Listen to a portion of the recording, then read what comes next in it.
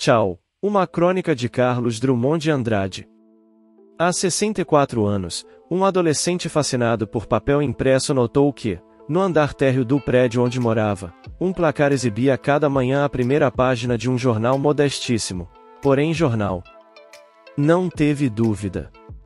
Entrou e ofereceu os seus serviços ao diretor, que era, sozinho, todo o pessoal da redação. O homem olhou-o, cético, e perguntou: sobre o que pretende escrever? Sobre tudo. Cinema, literatura, vida urbana, moral, coisas deste mundo e de qualquer outro possível. O diretor, ao perceber que alguém, mesmo inepto, se dispunha a fazer o jornal para ele, praticamente de graça, topou. Nasceu aí, na velha Belo Horizonte dos anos 20, um cronista que ainda hoje, com a graça de Deus e com ou sem assunto, comete as suas croniquices. Comete é tempo errado de verbo. Melhor dizer, cometia.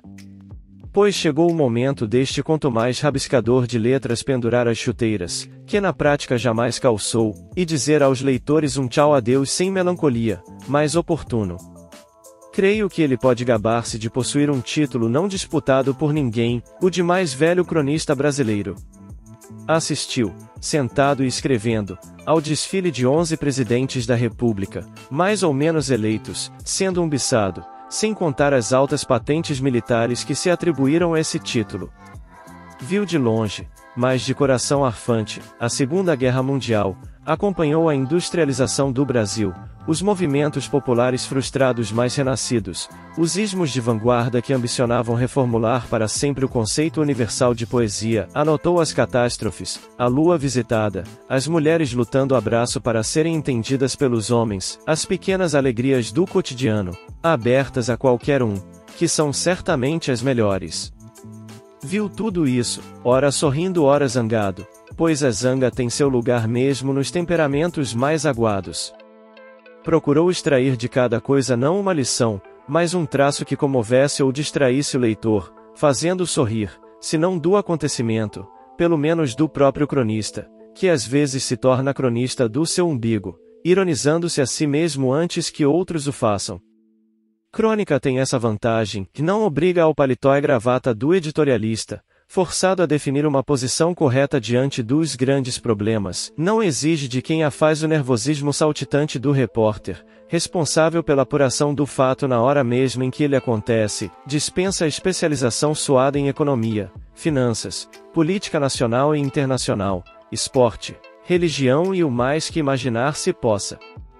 Sei bem que existem o cronista político, o esportivo, o religioso, o econômico etc., mas a crônica de que estou falando é aquela que não precisa entender de nada ao falar de tudo.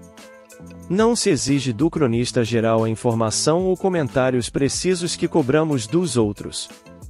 O que lhe pedimos é uma espécie de loucura mansa, que desenvolva determinado ponto de vista não ortodoxo e não trivial e desperte em nós a inclinação para o jogo da fantasia, o absurdo e a vadiação de espírito. Claro que ele deve ser um cara confiável, ainda na divagação. Não se compreende, ou não compreendo, cronista faccioso, que sirva a interesse pessoal ou de grupo, porque a crônica é território livre da imaginação, empenhada em circular entre os acontecimentos do dia, sem procurar influir neles. Fazer mais do que isso seria a pretensão descabida de sua parte. Ele sabe que seu prazo de atuação é limitado, e minutos no café da manhã ou à espera do coletivo. Com esse espírito, a tarefa do croniqueiro estreado no tempo de Epitácio Pessoa, algum de vocês já teria nascido nos anos antes de Cristo de 1920?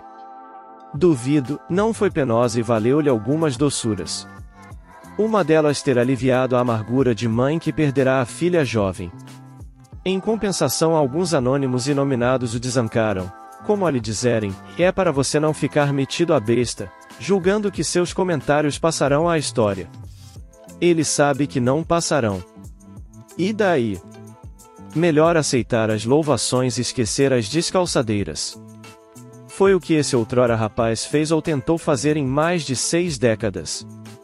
Em certo período, consagrou mais tempo a tarefas burocráticas do que ao jornalismo, porém jamais deixou de ser homem de jornal, leitor implacável de jornais, interessado em seguir não apenas o desdobrar das notícias como as diferentes maneiras de apresentá-las ao público.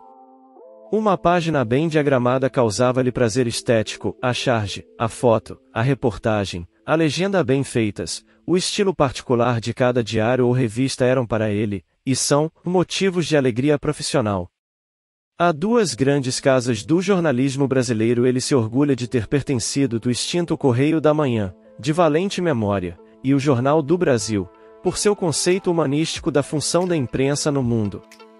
15 anos de atividade no primeiro e mais 15, atuais, no segundo, alimentarão as melhores lembranças do velho jornalista. E é por admitir esta noção de velho, consciente e alegremente, que ele hoje se despede da crônica, sem se despedir do gosto de manejar a palavra escrita, sob outras modalidades, pois escrever é sua doença vital, já agora sem periodicidade e com suave preguiça. Ceda espaço aos mais novos e vá cultivar o seu jardim, pelo menos imaginário. Aos leitores, gratidão, essa palavra a tudo. E assim termina essa crônica de Carlos Drummond de Andrade. A última crônica de Carlos Drummond de Andrade impressa em jornal foi Tchau! Publicado no Jornal do Brasil em 29 de setembro de 1984, o texto aborda a trajetória do escritor como cronista.